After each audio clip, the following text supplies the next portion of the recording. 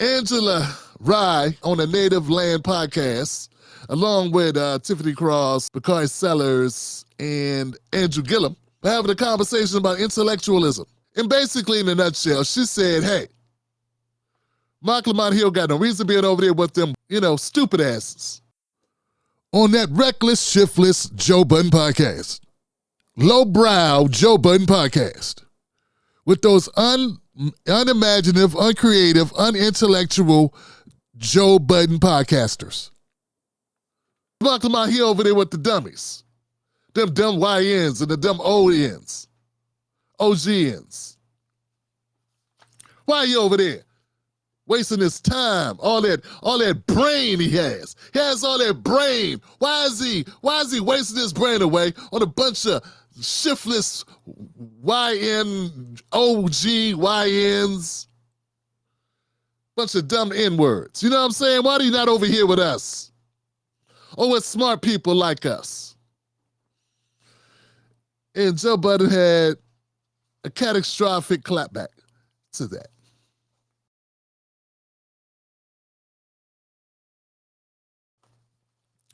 And I want to give it up to the Native Land Pod because I forgot they were doing a podcast. I'm going to keep it a buck. I forgot you were doing a podcast. And it's kind of weird how things worked out for them because they go in on Stephen A. Smith. They get some air from that. Just so happened to have Bakari Sellers on the show. So that gave them more air because, I'm sorry, Gillum is Gillum. What more can I say? That's Gillum. They had Bakari Sellers, so that's an extra boost. And then on top of it all off, they go on the Breakfast Club. Hey everybody, it's Angela Rye, Tiffany Cross, Andrew Gillum. We're Native Land Pod. We're celebrating our 100th episode. We couldn't do it without our Breakfast Club family. We're so excited. And they couldn't really do it without me. So welcome to the Native Land Podcast. I'm glad to be here. So that's three things in a row right there, fam. And I don't know where you come from, but when things come in threes, you're like, okay, that's a good run right there. You got three things happen. But in true liberal fashion, somebody got full of themselves.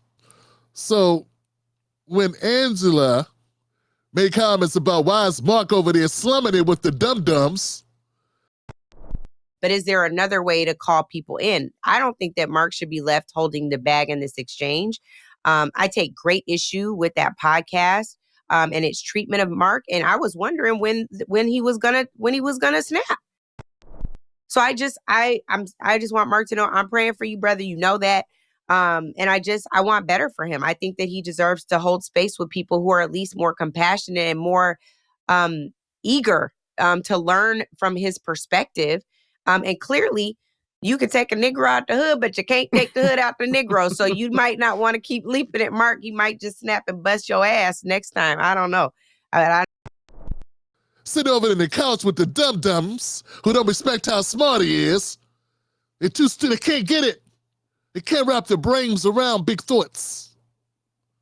I don't know, but they can't figure shit out. He has to dumb down his language, dumb down his thinking to slum it with the goofies. The public school students, the community college dropouts, the GEDs, the good enough diploma have-ins. You know what I'm saying?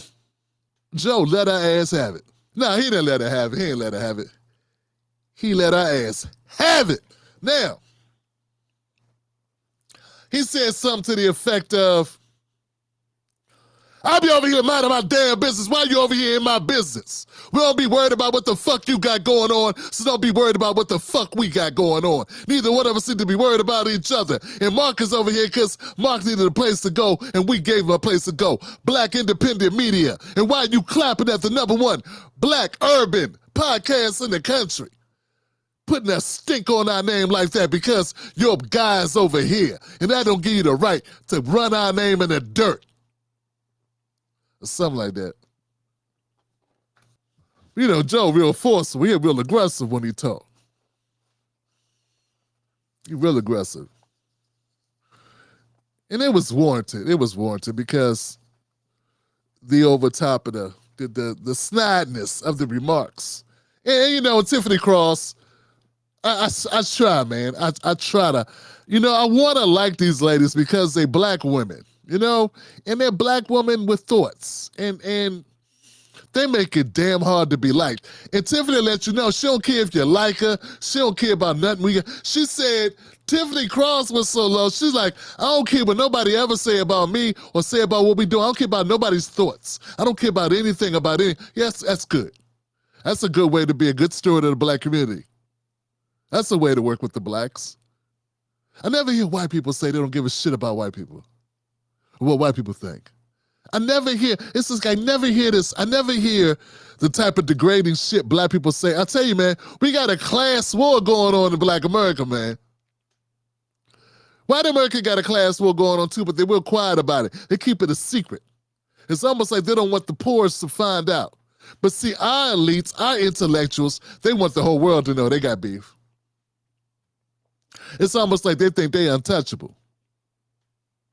Yeah, they do that talking down shit, that Obama shit. They let the brokies and the poors know, and the non-educated, the non-degree having. Let them know. You are lucky to breathe the air that I breathe. You are holding back the black race. Yeah, they quickly get sergeant. They quick to do a sarge on your ass. They do a soldier story sarge quick as hell, don't they? Angela Rye kind of look about the same complexion as the sarge, don't she? I don't know, but Adolf Caesar, she did an Adolf Caesar on our ass, her and Tiff. Before I get into ripping them a new one, let me just say it like this. A couple quotes I looked up here that I thought were apt, propos. 1 Corinthians, let's start with the Bible. 1 Corinthians 8.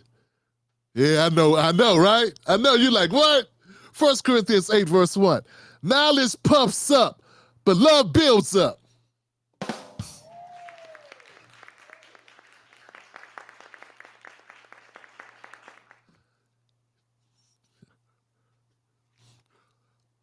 Fight me! Fight me! Love builds up, but knowledge puffs up.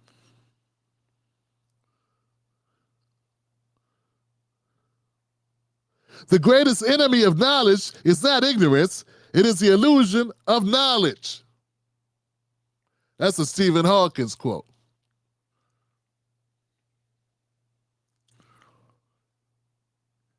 But here goes my favorite, not counting the Bible. My favorite is a Galileo quote. I never met a man so ignorant that I couldn't learn something from him.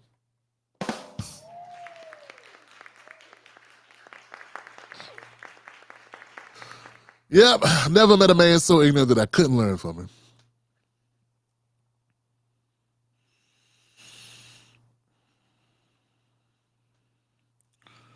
So anyway, as we go through the rest of this, let that be our benchmark, you know.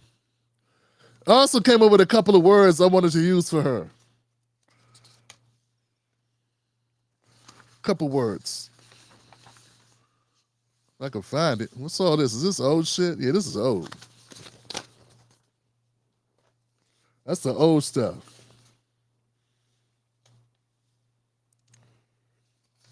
Did I print it out? I may not even printed it out, Johnson. So, maybe I got it on my phone. Just some little things, you know, feel free to use these if you want to make a point. Here we go. Just coming up with some terms I thought that would be fitting. So in the title here, we call it intellectatorism. Intellectatorism. Intellectatorism. And that to me is you're intellectual and you hate. You got your intellectual haterism. And if that's not good enough for you, if that doesn't seal the deal for you, how about smugademia? Instead of academia, smug-ademia, because they are very smug, very arrogant, very pompous, smug-ademia. Then there's elite-splaining. Yeah, elite-splaining. Condescentia. Condescentia. Yeah. Instead of intelligentsia, condescentia. It's kind of hard to say, but it gets there. It gets the point across. Then, of course, there's the ivory towering. They're sitting above us. They sit above us in their ivory towers, looking down at the poors and the brokies. Yep. The path for cocky ignorance to miserable uncertainty. Education is the path from ignorance to cocky uncertainty or miserable uncertainty.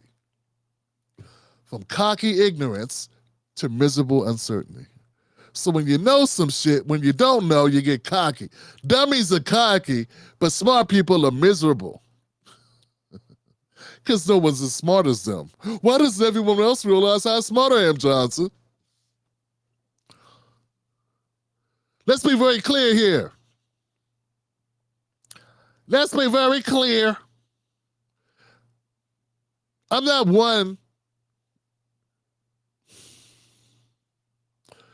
Marc Lamont Hill is a professor. Angela Rye is not. Tiffany Cross is not. So really, why would he need to come be on your podcast?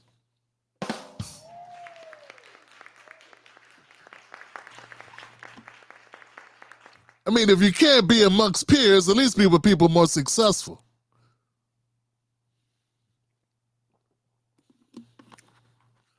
I'm just saying, if you're going to be with people that aren't your peers, why not be with people that got money? Shit, last time I heard Joe Budden Podcast put in like $1 million a damn episode, a month or some shit. Anyway, so, I'm just saying, if it don't make dollars, it don't make sense. You know, Marc Lamont Hill was a regular on CNN, and CNN is a ass paper.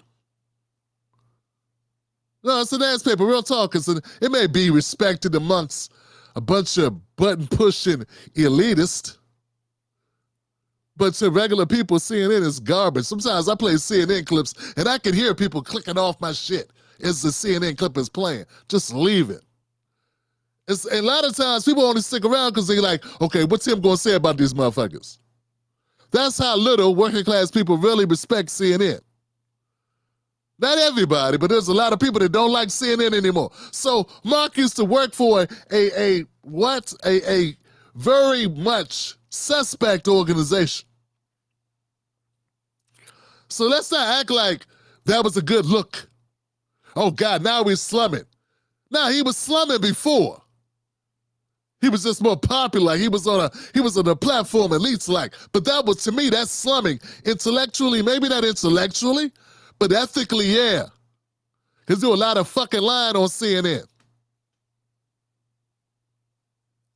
They do a lot of lying and caping for powerful people on CNN.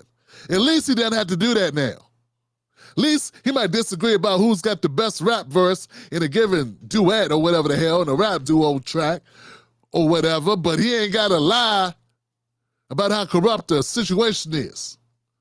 He could be true. I don't think he could do that really with y'all podcast. And like, I'm not saying that Mark is as bold as I am. You know what I'm saying? Or crazy. Where you're going to call out the Democrats and the Republicans at the same damn time and really have nowhere to go. So I'm not saying he's going to go as far as me, but he could go as far as he wants to go because he don't have to go any of those routes anymore. So just the whole premise, Angela Rye's whole premise is that Marc Lamont Hill comes from a better place. He's worked with real intellectuals, and he has something really smart to say, and he's not getting the proper respect he's supposed to get. And I don't think that's true. I think them people at the Joe Budden Podcast appreciate him. What we don't appreciate is arrogance. And that's something. We're supposed to all be in the same. We're all suffering the same fate. We're all dealing with the same obstacles as a people, as black people. But some of us always got to separate themselves. I mean, what she's had to say to Mark on that video, she had to say that shit. She could have called him up and told him. So let's stop the illusion that all us working class people are idiots. Because you ain't say the shit because you cared about Mark. You ain't say it because he's your friend. You said it because you wanted some airtime. You said it because you were so sick of winning. Because y'all had a good week. Stephen A. responded to y'all. Bakari came on the show. And now what? You got Joe Budden responding to you. But you, I feel like you only said this about Mark. You didn't say it to help Mark. I don't think he'd give a shit. Because if you really cared about Mark, you wouldn't even put him in that situation. You would have hit him up on the back channel. You'd have phoned your boy, text him or something, and be like, let me holler at you. Won't you make a change? Our door is open. We'd love to have you. And if you've already had that conversation, why make it public? So you just doing your CNN thing, which is be messy. And now we got black people going at each other. Joe said he been doing this thing for 20 years. He ain't never said Joe's name out loud. I'm not here to defend Joe Budden. I'm just here to say what it is. Angela Rye, a lot of us are tired of you, not because you so smart, because you're not. I was tired of you crying, the crying game. I don't know why people tolerate you and don't tolerate Van Jones, because y'all both famous for the same shit.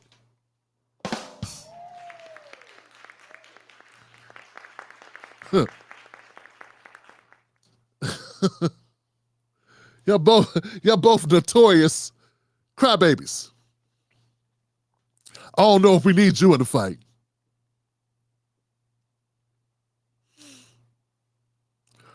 Big Kamala Harris supporter that you is.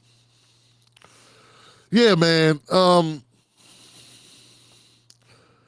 like, man, I'm trying to be a better version of myself that don't give y'all the business. But I can't help but tell the truth, man. You know, like, I've been meaning to say this, and I'm going to go ahead and take the opportunity to say it, and I know it's going to be unhelpful, and I can see virtual people running out, no, Tim, no, don't do it. I got to say it. You know, when Mr. Wonderful accidentally touched your arm, and you almost you almost lost your mind because the white man touched your arm or your hand on the show, and you wanted to shit on him in front of the world, yeah. That kind of showed your desperation. That kind of showed you desperation. Yeah. That was petty as a motherfucker. You do know that, right? You know everybody was watching that, right? I don't even want to be in the same room with you. Not because you're so smart and I'm afraid you're going to out-talk me, you're going to out-think me, because I don't think you are. Because, see, I'm a simple man, but I say what needs to be said. I'm tactful. And I mean what I say, and I ain't gonna start crying and boo-hooing and cry, oh, this person said something, and blah, blah, blah, and try to get the people on you. That's you. That's you.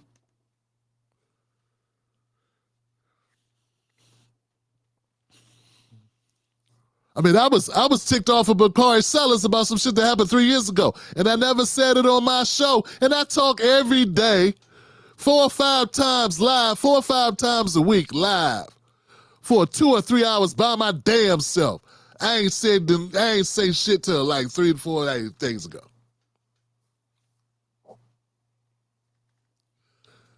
But you feel like you had to jump out the gym on some shit that didn't even need to be said. It ain't had nothing to do with you.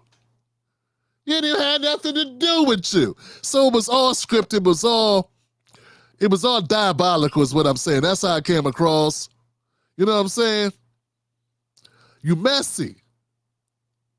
You self-serving. Because if it was about Mark, you would have hollered at Mark. You wouldn't have put everybody else in it. And I may not have went and got degrees. I may be a product of Prince George's County public school system. little community college, working for a local newspaper here in D.C. But when I was out working with campaigns and out doing real news reporting and out doing real coverage and political work, I never saw y'all motherfuckers. I'm just keeping it real. I never saw none of y'all. Bakari's the only person I ever seen anywhere. I never saw Roland, I never saw you, I never saw Tiff.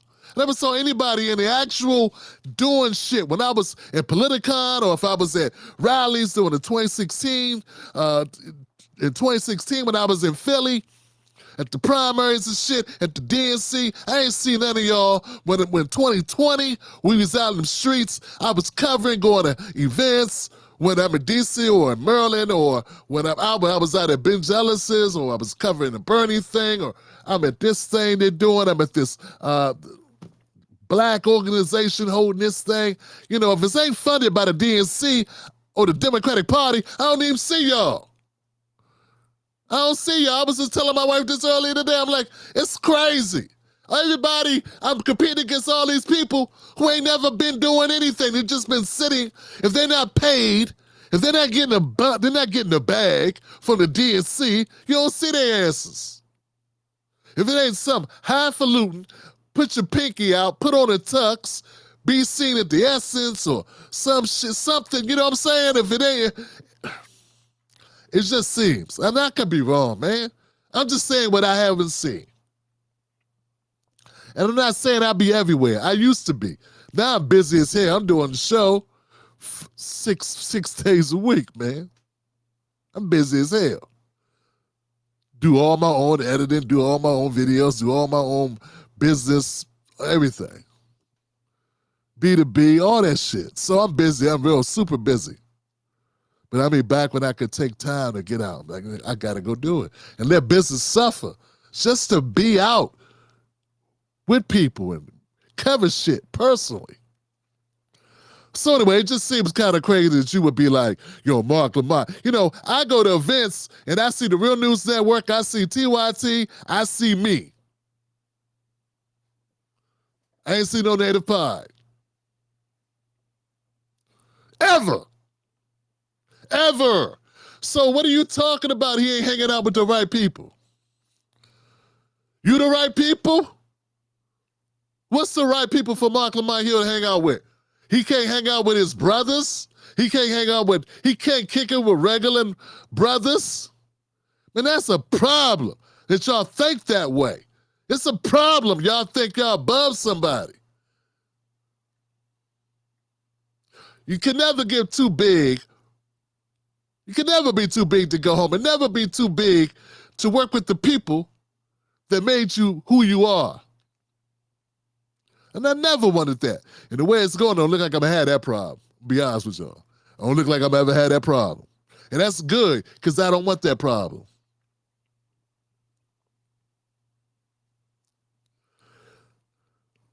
And of course, I'm pretty sure Angela Reyes would say she didn't mean it this way and that way, and taking her out of context.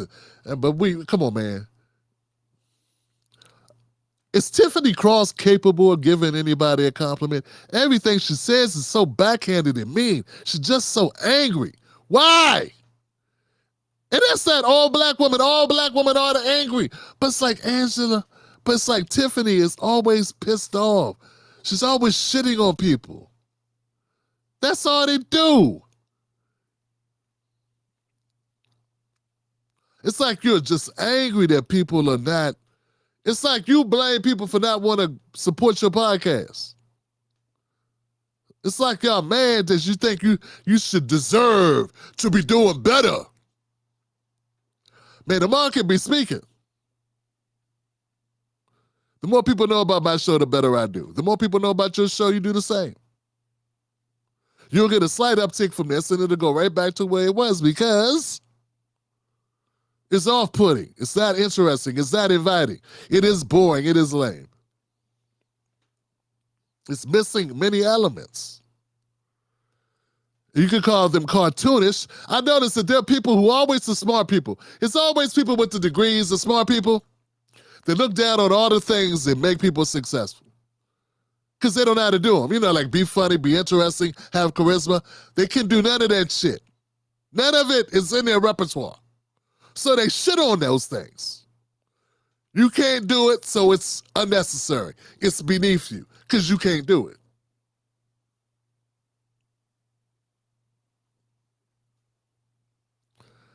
It's like a running thing with intellectuals.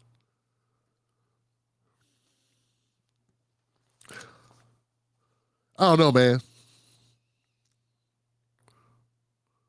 An intellectual is someone whose mind watches itself. There's some ideas so absurd that only an intellectual could believe them. That's George Orwell.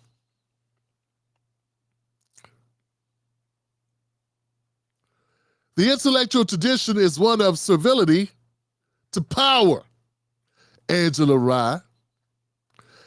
And if I didn't betray it, I'd be ashamed of myself. That's Noam Chomsky. And that's what I'm talking about. There are a lot of intellectuals who have been in service to the powerful. And that would go for most of the bright people that have worked at CNN. They are unscrupulous. It doesn't matter how great you speak of what you're saying don't mean shit. It doesn't matter how eloquent you are if you ain't saying shit. And if you ain't speaking truth to power, it'd be better if you're not smoking at all.